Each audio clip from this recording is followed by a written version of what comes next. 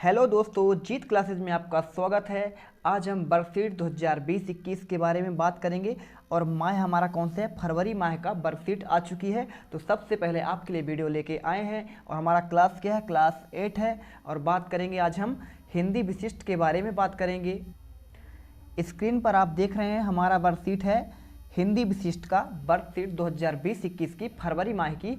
और तो आपको कुछ निर्देश दे देते हैं। निर्देश में ये लिखा हुआ है कि सभी जानकारी को अनिवार्य भरें और क्या करना है, उत्तर भी लिखना है। तो सबसे पहले आपको करना है, यहाँ विद्यार्थी का नाम भर लेना है। इसके बाद क्या करना है, विद्यार्थी का नाम भरने के बाद यहाँ पे पिता का नाम भर लेना है और यहाँ विद्यालय का नाम हमारा रहेगा और यहाँ कक्षा 8।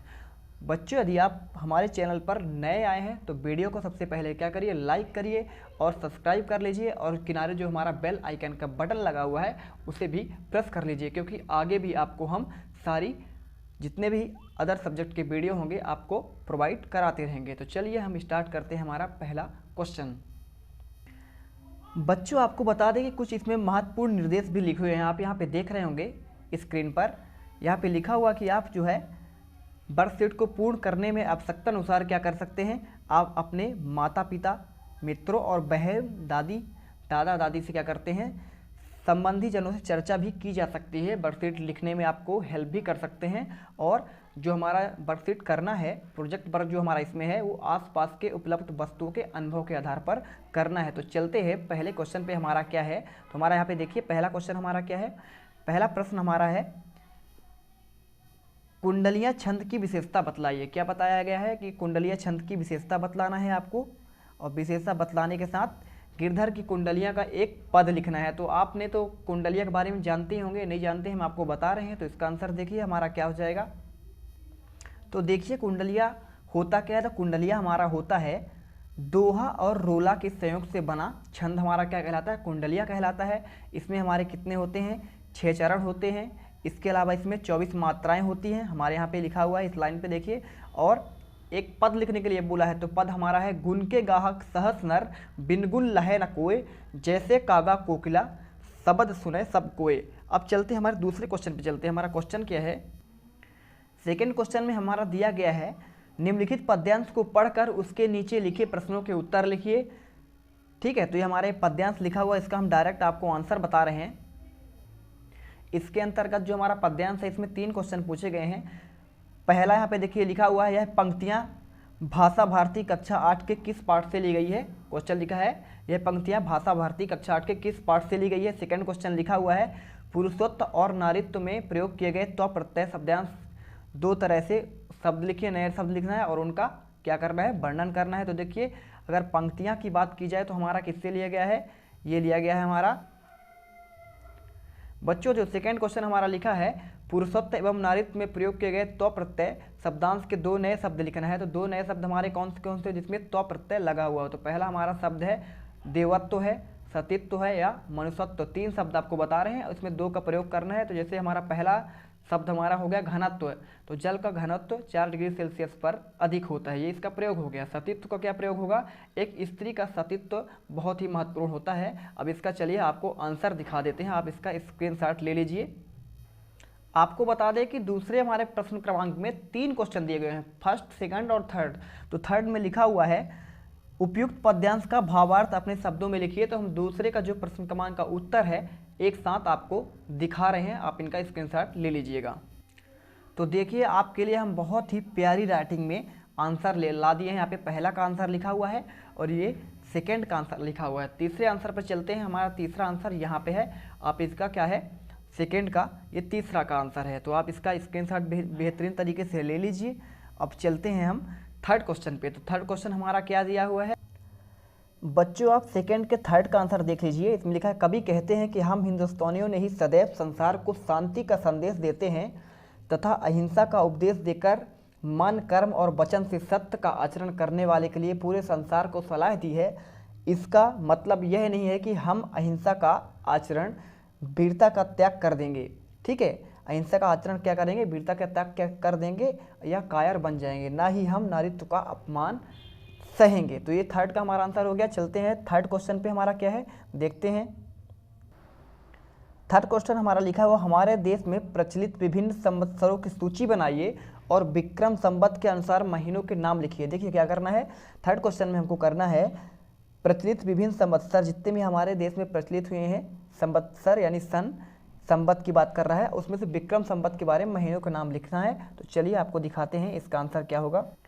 तो हमारा प्रश्न क्रमांक थर्ड का आंसर हो जाएगा, देश में प्रचलित संवत्सरों की सूची कौन कौन से हमारे हैं। यहाँ विक्रम संवत चलती है, हर्ष संवत चलता है, शक संवत चलता है, हिजरी संवत, गुप्त संवत और शालिवाहन संवत, ये भारत के क्या हैं, हमारे देश में प्रचलित संवत्सर हैं। इनकी सूची हमने दे दिया, आप इनका स्क्रीनशॉट कर लीजिए और आगे देखते हैं हम क्या करेंगे। जो हमारा है आंसर इसमें कि विक्रम संवत के अनुसार क्या करेंगे, महीनों के नाम जो हमारे यहाँ का चलता हुआ है, तो उसका भी आंसर आपको दिखा रहे हैं। ये आप इनका स्क्रीनशॉट कर लीजिए। महीनों के नाम चैत्र, बैसाख, ज्येष्ठ, आषाढ़, श्रावण, भाद्रपद, अश्विनी, वृत्तिका, मृगशिरा, मघा, पुष्य और फागुन। ये हमारे 12 महीना कंप्लीट हो गए। चलते हैं चौथे क्वेश्चन पे, हमारा क्या है देखते हैं।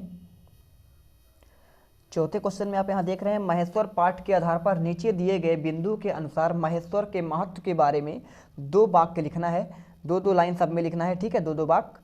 पुरातात्विक महत्व लिखना है, पौराणिक महत्व भी लिखना है और ऐतिहासिक महत्व, और चौथा हमारा है धार्मिक महत्व। और हमारा पांचवा भी कौन सा है, तो हमारा पांचवा इसमें देख लेते हैं पांचवा है कि नहीं। तो पांचवा इसमें वो तो आगे है, बस 4 ही क्वेश्चन है, तो इसके आंसर हम देखते हैं क्या होगा। तो सबसे पहले आप यहाँ देखिए, पहला का हमारा क्या है, पुरातात्विक महत्व, इसको स्क्रीनशॉट कर लीजिए, और सेकंड का भी कर लीजिए, पौराणिक महत्व। अब चलते हैं थर्ड का लिख लीजिए आंसर। थर्ड का हमारा कौन कौन सा महत्व है, इसमें ऐतिहासिक महत्व हमारा है, यहाँ पे थर्ड में ऐतिहासिक महत्व लिखा हुआ है, और ये चौथा लिखा हुआ है धार्मिक और सांस्कृतिक महत्व। इनका भी आप स्क्रीनशॉट कर लीजिए। अब प्रश्न क्रमांक 4 के 5वें का आंसर हमारा लिखा हुआ, निम्नलिखित में से एक शब्द में उत्तर देना है। तो देखिए प्राचीन काल से संबंधित हमारा क्या होता है, वो कहलाता है पुरातात्विक, धर्म से संबंधित होता है धार्मिक, और संस्कृति से संबंधित होता है सांस्कृतिक, इतिहास से संबंधित होता है ऐतिहासिक, और पुराणों से संबंधित होता है पौराणिक। तो ये इसका स्क्रीनशॉट कर लीजिए, ये प्रश्न क्रमांक 4 का 5वें पॉइंट का आंसर है। प्रश्न क्रमांक 5 में लिखा हुआ है, पथ भूल न जाना पथिक कहीं, पथ में कांटे तो होंगे ही, दूरवा दल सिरसा सर होंगे, सुंदर गिरिवन बापी होंगे, सुंदर सुंदर निर्झर होंगे। इस पद्यांश का भाव अपने शब्दों में लिखना है। तो चलिए इसका भी आंसर आपको स्क्रीनशॉट कर लीजिएगा, इनके सभी का आंसर लिख लीजिए या फिर स्क्रीनशॉट कर लीजिए। आंसर पे चलते हैं हम लोग। ये है हमारा प्रश्न क्रमांक 5 का आंसर, पथिक तुम अपने मार्ग को मत भूल जाना, लक्ष्य को प्राप्त करने में अनेक बाधाएं तो आएंगी ही, परंतु उस मार्ग में बहुत सारे सुहावने दृश्य भी होंगे जो अपनी ओर आकर्षित करते हैं, लेकिन हमें उनके सौंदर्य को भुलाने में नहीं आना है। तुम्हें यह ध्यान रखना होगा कि तुम्हें ये लोग लक्ष्य से क्या करेंगे, भ्रमित कर सकते हैं। तो इसका हमारा क्या हो गया, पद्यांश का भाव हो गया। चलते हैं 6वें क्वेश्चन पे, हमारा क्या क्वेश्चन, प्रश्न नंबर 6 पर लिखा हुआ है, किन्हीं 10 प्रमुख आसनों की सूची बनाइए, किसी एक आसन के बारे में विस्तार से लिखिए। तो आसन के बारे में 10 आसनों का नाम लिखने के लिए बोला है। तो आपको अगर आसन नहीं मालूम तो मैं आपको बता देता हूँ कि आसन कौन कौन से होते हैं। तो बच्चों आसन की बात करें तो हमारे जैसे स्वस्तिकासन, गोमुख आसन, इसका आंसर ये दिखा देते हैं आपको, वहीं पे पढ़ देंगे इसका आंसर, ठीक है। आप स्क्रीनशॉट भी ले लीजिएगा। और एक का क्या करना है, एक आसन के बारे में विस्तार से वर्णन करना है। तो बच्चों देखिए यहाँ प्रमुख 10 आसनों का हमारा क्या दिया हुआ है, सूची दी गई है। आप क्या करेंगे, सभी इन आसनों का नाम लिख लीजिए, और उसमें हमने प्राणायाम का वर्णन कर दिया है, आप इसका स्क्रीनशॉट ले लीजिए। चलते हैं प्रश्न नंबर 7 पर। प्रश्न नंबर 7 में देखिए, हिंदी वर्णमाला पढ़ी होगी, वर्णमाला को स्वयं उच्चारण करके देखो और निम्नांकित बिंदुओं के आधार पर लिखने का प्रयास करिए।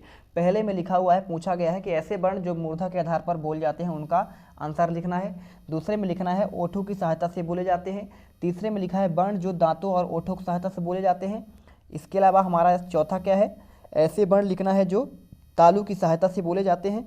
और लास्ट वाले में हमारा 5वें में लिखा है ऐसे वर्ण जो कंठ से बोले जाते हैं। तो इन सभी का आंसर आपको हम दिखा रहे हैं, आप इनका प्रॉपरली आंसर लिखते जाइए अपने कॉपी।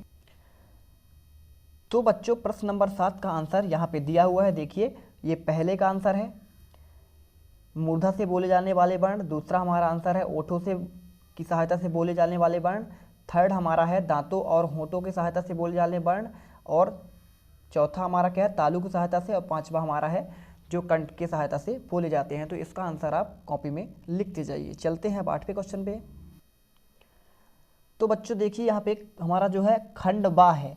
8वें क्वेश्चन से हमारा प्रोजेक्ट का कार्य दिया गया है, जो कितने नंबर का होगा, हमारा ये होगा 20 पूर्णांक का होगा। तो 8वें क्वेश्चन में हमारा पहला लिखा हुआ है, पहला क्वेश्चन है कोरोना महामारी में लॉकडाउन लगने की सूचना से आपको सबसे पहले किसके माध्यम से मिली, तो आप बताएंगे कोरोना महामारी लॉकडाउन लगने की सूचना हमें क्या टीवी के माध्यम से हुआ। सेकंड में क्या लिखेंगे, लॉकडाउन से आप क्या समझते हैं, तो लॉकडाउन से आशा क्या हुआ है, लॉकडाउन से हमारा हुआ क्या, तो आपको बता दें कि हमारा लॉकडाउन का अर्थ मतलब उसका अर्थ बताना पड़ेगा आपको, तालाबंदी। लॉकडाउन एक आपातकालीन व्यवस्था है जो किसी आपदा या महामारी के वक्त लागू की जाती है। लॉकडाउन में लोगों को घर से निकलने नहीं दिया जाता है। समस्या क्या क्या होती है, तो बाहर नहीं निकल पाना, या फिर राशन उपलब्ध नहीं हो पाता है ना, और यातायात के साधन में समस्या हो जाती है, हम कहीं आ जा नहीं पाते हैं, और रोजगार का भी अभाव होता है, तो रोजगार हमको मिलता ही नहीं है। उस समय पर सारे कार्य बंद हो चुके थे, रोजगार लॉकडाउन में आपने देखा होगा, आपने तो खुद अनुभव किया होगा, आपके मम्मी पापा जो है कहीं बाहर नहीं जा पाए होंगे। अब सेकेंड नंबर में देखिए इसमें क्या लिखा हुआ है कि लॉकडाउन से क्या आशय है, लॉकडाउन लगने की सूचना प्राप्त होने पर आपके परिवार को कौन कौन सी समस्याओं का सामना करना पड़ा। तो आपको इसकी क्या क्या सामना हुई, आपके परिवार को इसकी समस्या का सामना करना पड़ा होगा आप उनको। तो इस पर आंसर भी लिखना है। लॉकडाउन में परिवार में सबसे बड़ी समस्या हुई राशन को लेकर हुई। कई लोग भूखे सोए और साथ ही यातायात में बाधा आई, जिसका समाधान शासन द्वारा मजदूरी के लिए चलाई गई। जो मजदूर हमारे थे ना, उनके लिए क्या किया गया था, लॉकडाउन में बसें चलाई गई थी ट्रेनों से, और वो अपने घर की ओर पहुँचे, और साथ ही राशन उपलब्ध कराया गया था। देखे थे आप ना, सरकार ने सबको राशन मुहैया कराई थी। ठीक है, सारी चीज़ें खाने पीने की उपलब्ध कराई गई थी। देखिए इसका आंसर ले लीजिए, स्क्रीनशॉट मैं दिखा देता हूँ। तो ये हमारा है प्रश्न क्रमांक जो 8 हमारा है, उसका पहला और दूसरा का आंसर यहाँ लिखा हुआ है, आप इसका स्क्रीनशॉट ले लीजिए। और तीसरे का आंसर यहाँ पे है, प्रश्न क्रमांक 8 के तीसरे का आंसर यहाँ पे है, आप इसका भी स्क्रीनशॉट कर लीजिए। ये हमारा क्या हुआ, यहाँ पे तीसरे का आंसर दिया हुआ है। और प्रश्न क्रमांक 8वें का ही हमारा क्या है आंसर, चौथे का आंसर आपको बता दे रहे हैं।